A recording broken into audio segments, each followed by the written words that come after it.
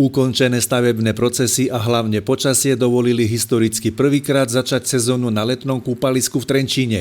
Dlhoročné očakávanie sa konečne stalo realitou. Táto plávareň síce bola postavená, ale nemala ani kanál, ani vodu, ani plyn, takže bola nepoužiteľná. Bývalé vedenie nechalo tú stavbu prevziať ako hotovú ešte predtým, než opustilo svoje pozície. Dokončenie projektu sa dlho zdalo byť v nedohľadne. Rekonštrukcia prístupového mosta a dotiahnutie inžinierskych sietí na plávareň si vyžiadali ďalšie nemalé náklady.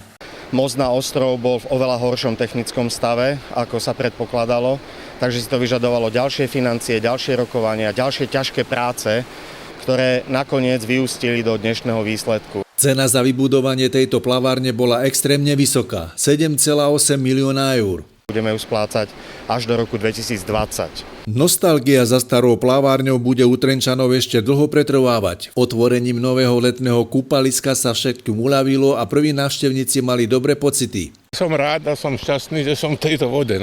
Stretli sme aj pamätníka, ktorý sa ako posledný kúpal na starej plavárni. Boli sme úplne poslední vo vode.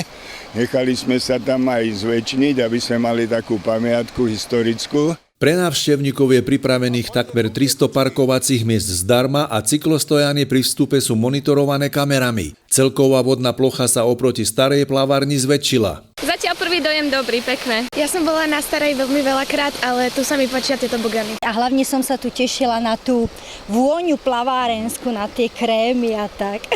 Zostáva len veriť, že počasie bude toto leto priaznivé.